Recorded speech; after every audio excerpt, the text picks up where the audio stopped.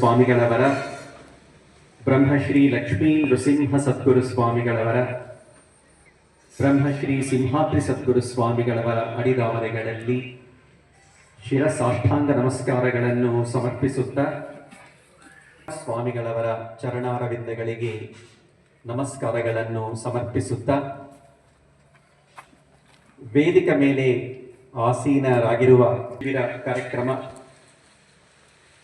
ಶ್ರೀ ನರಹರಿ ಸೇವಾ ಪ್ರತಿಷ್ಠಾನ ಎನ್ನುವ ಉತ್ತಮವಾದ ಒಂದು ಸಂಸ್ಥೆಯ ಒಂದು ಅಡಿದಾವರೆಯಲ್ಲಿ ಈ ಒಂದು ಕಾರ್ಯಕ್ರಮ ಎನ್ನುವುದು ಈ ದಿವಸ ನಾವು ಸಂಯೋಜನೆ ಮಾಡಿಕೊಂಡಿದ್ದೇವೆ.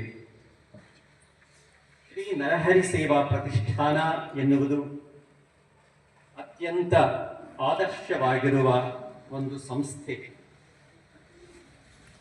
ಇದು ಮೇ 14ನೇ ತಾರೀಕು 2019 ಅಂದರೆ ಸುಮಾರು 6.5 ವರ್ಷಗಳ ಹಿಂದೆ ಚಳ್ಳಕೆರೆಯ ಸಬ್ ರಿಜಿಸ್ಟ್ರಾರ್ ಕಾರ್ಯಾಲಯದಲ್ಲಿ ಪ್ರಾರಂಭವಾಗಿರುವಂಥ ಒಂದು ಸಂಸ್ಥೆ.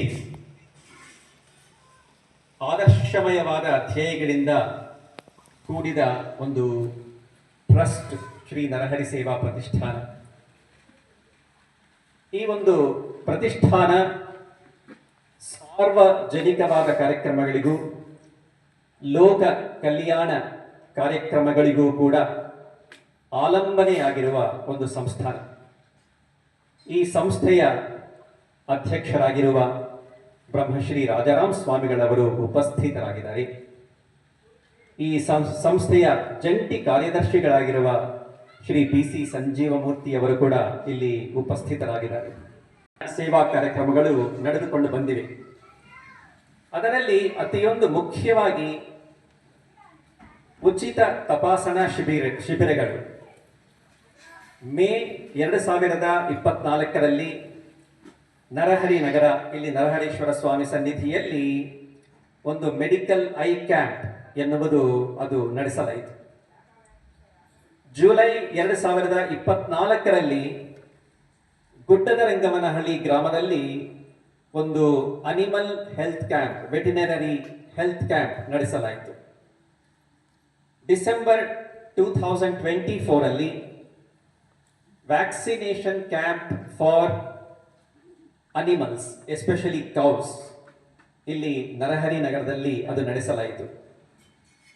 ಆನಂತರ ಮಾರ್ಚ್ 2025ರಲ್ಲಿ ಇಲ್ಲಿ ಒಂದು ವಿಶೇಷವಾಗಿರುವ ಒಂದು ಕ್ಯಾನ್ಸರ್ ತಪಾಸಣಾ ಶಿಬಿರ ಕೇಂದ್ರ ಇಲ್ಲಿ ನಡೆಸಲಾಯಿತು. ಇದು ಬೆಂಗಳೂರಿನಲ್ಲಿ ಇರುವ ಪ್ರಸಿದ್ಧ ಶ್ರೀ ಶಂಕರ ಕ್ಯಾನ್ಸರ್ ಹಾಸ್ಪಿಟಲ್ ನಡೆಸಲಾಯಿತು. ಜೂನ್ 2025ರಲ್ಲಿ ಬಳ್ಳಾರಿಯಲ್ಲಿ ಒಂದು ಮೆಡಿಕಲ್ ಕ್ಯಾಂಪ್ ನಡೆಸಲಾಯಿತು. ಒಂದು ದಿವಸದ ಮುಂಚೆ ದೊಡ್ಡಸಿದ್ದನಹಳ್ಳಿ ಗ್ರಾಮದಲ್ಲಿ ಒಂದು ಮೆಡಿಕಲ್ ಕ್ಯಾಂಪ್ ನಡೆಸಲಾಯಿತು. ಆದ ನಂತರ ಈ ದಿವಸ ಹಾಗೂ ನಾಳೆಯ ದಿವಸ ಇಲ್ಲಿ ಆಯುರ್ವೇದದ ಒಂದು ತಪಾಸಣಾ ಶಿಬಿರ ಕೇಂದ್ರ ಇಲ್ಲಿ ನಡೆಸಲಾಗ್ತಾ ಇದೆ. ಆಯುರ್ವೇದವು ಭಾರತ ದೇಶವು ಈ ಒಂದು ವಿಶ್ವಕ್ಕೆ ನೀಡಿರುವ ಒಂದು ಕೊಡುಗೆ. ಆಯುರ್ವೇದವು ಕೇವಲ ರೋಗ ನಿವಾರಣೆಯ ಒಂದು ವಿಜ್ಞಾನವಲ್ಲ,